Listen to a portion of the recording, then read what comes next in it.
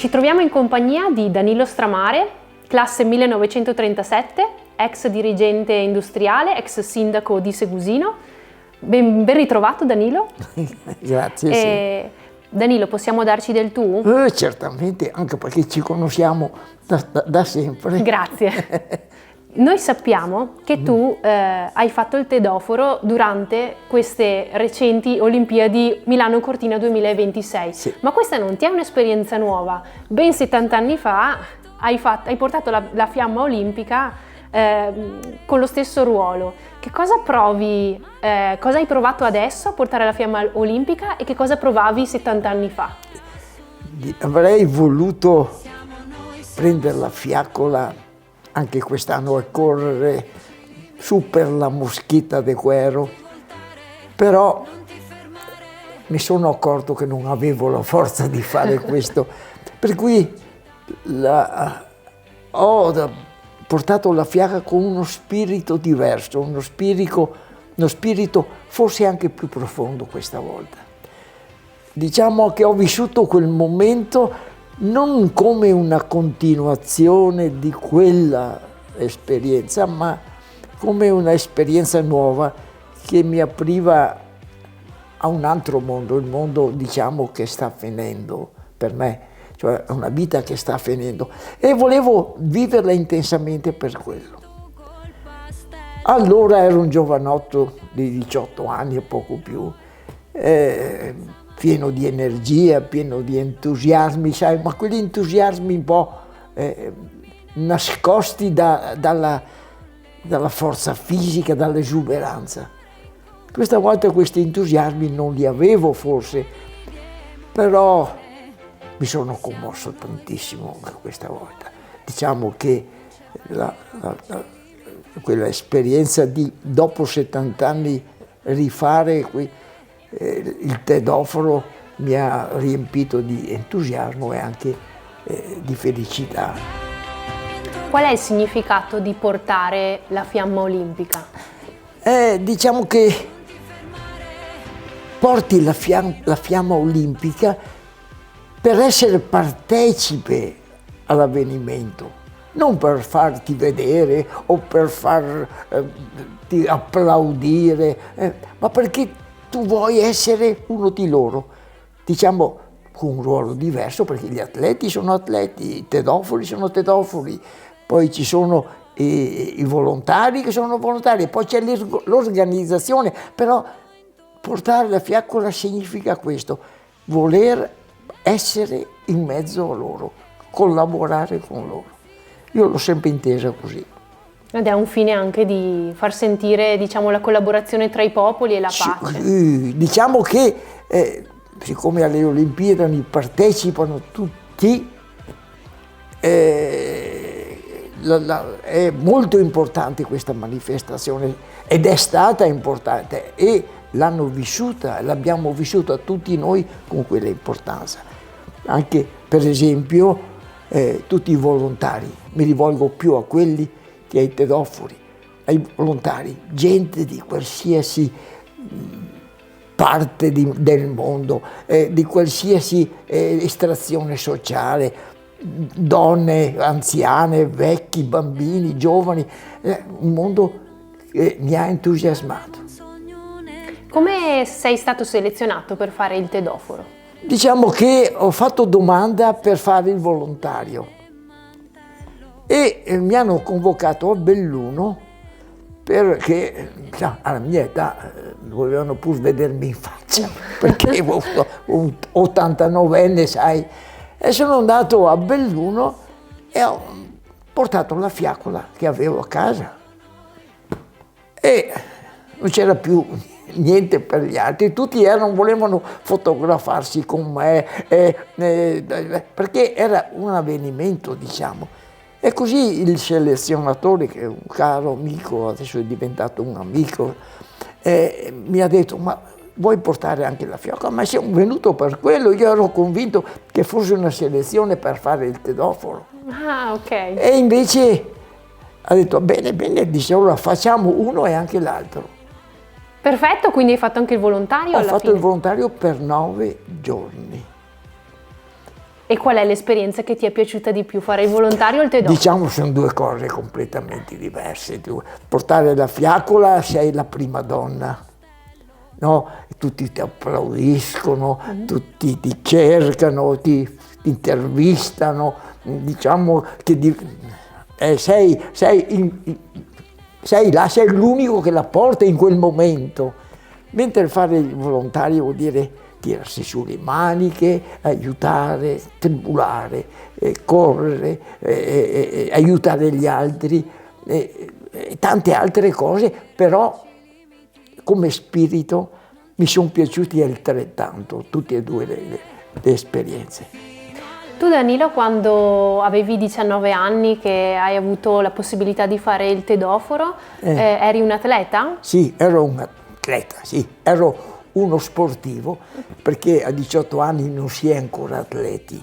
Atleti si diventa a 20 anni o 22, poi dipende anche dalle specialità. Nell'atletica leggera a 18 anni è una speranza, e io ero una speranza del salto in lungo perché ero abbastanza bravo. Ecco, dopo questa diciamo passione ho dovuto abbandonarla una volta diplomato perché non sapevo dove allenarmi. E allora poi ho fatto il militare, per cui ho perso questa opportunità che secondo me avrei potuto essere, diciamo, abbastanza bravino, ecco. Nella tua vita hai praticato sport? Hai fatto salto in lungo? Hai fatto qualcos'altro? Che cosa? Ho fatto di tutti i colori, sai.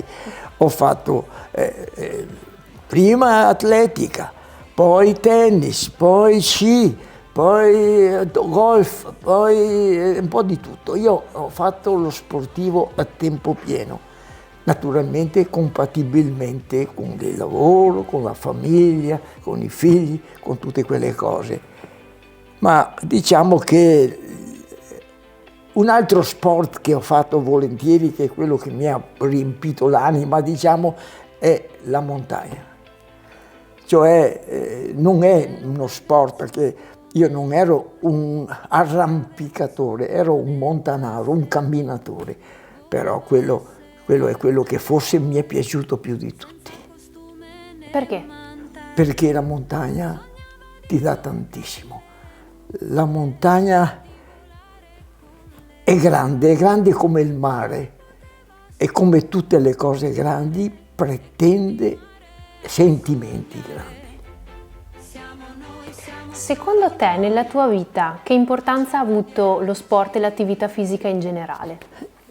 Diciamo che l'ha avuta relativamente il tempo libero, cioè io quando lavoravo lo sport la praticavo perché andavo la sera a giocare a tennis, per esempio, per un'oretta, 2 orette. Non è che mi abbia preso lo sport e mi abbia quasi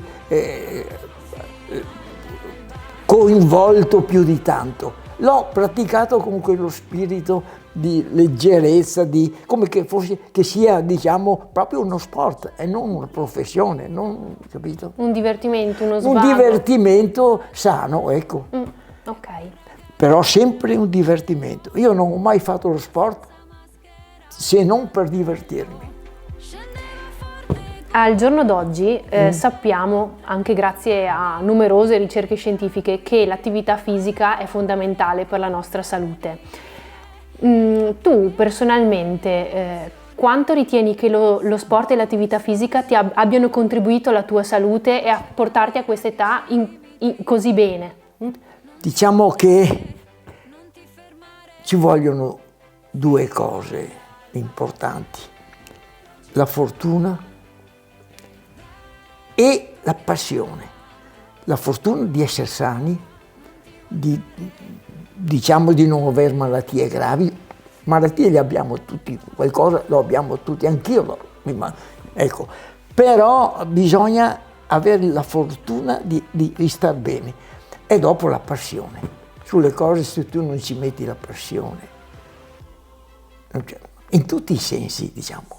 La montagna è mia moglie, era mia fidanzata, era quella che occupava anche la mia mente, tant'è vero che ho scritto dei libri sulla montagna, e questi libri, quando li leggo anche adesso, mi commuovono e sono scritti da me. Diciamo, questo è, se non hai queste cose, diciamo, la montagna vale poco, è sì, un'attività fisica soltanto. Certo. E non deve essere così. Certo, anche perché non farebbe bene quanto fa bene davvero.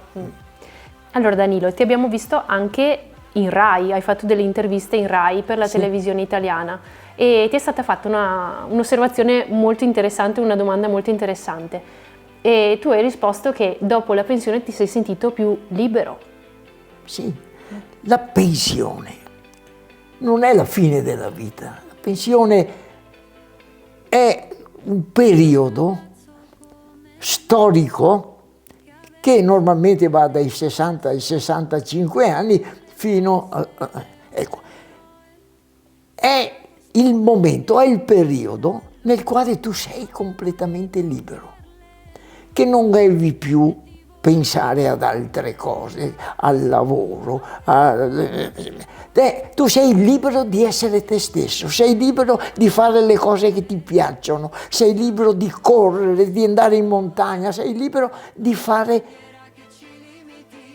anche delle stupidate, ma non ha importanza, sei libero e la libertà la hai quando non devi dipendere da nessuno. Devi dipendere solo dal tuo fisico e basta. Diciamo che passati i 60 anni molte persone si chiudono in se stesse, cominciano a pensare alla morte, cominciano a pensare a una decadenza fisica che c'è, nessuno la nasconde, l'hanno tutti, ma non bisogna pensare a quello, bisogna pensare che si vive un'altra volta ed è il periodo più bello per vivere. Io se mi chiedono qual è il periodo della tua vita più bello, io dico dai 60 anni ai 90 anni. E questo è bellissimo, davvero bello. Come ultimo messaggio vorrei che dicessi a chi ci ascolta e chi ci vede, dicessi qualcosa per far capire quanto è importante fare sport, quanto è importante la montagna. Sì, diciamo che per uno lo sport è importante in maniera diversa a seconda dell'età. Fino a 20 anni lo sport è grinta, è voglia di essere, di fare, diciamo, è un'attività anche dispendiosa, però a quell'età tu puoi permettertelo. Passati i 20-25 anni, fino ai 50, diciamo, è un completamento della tua vita, deve essere un completamento della tua vita, deve essere quello che ti porta a non dimenticarti che sei anche fatto di muscoli, fatto di tendini, fatto di tutte quelle cose. E queste cose devono essere, diciamo, allenate. Ecco. Dopo i 60 anni, diciamo, allora è una necessità.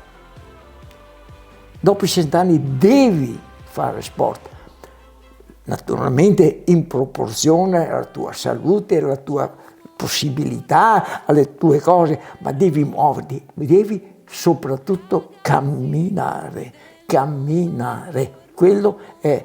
E io da 60 anni in poi ho camminato tanto. Diciamo che tutte le Dolomiti, tutte le vette più alte delle Dolomiti, io le ho scalate tutte, ma non arrampicandomi con le corde, con le unghie, però facendo la via più semplice, ma sono arrivato in cima. Bene. Ringraziamo Danilo Stramare per la sua testimonianza di 2 volte tedoforo e la sua testimonianza anche di vita in relazione allo sport e alla montagna, che è stata molto molto preziosa. Grazie Danilo. Grazie a te, grazie a tutti.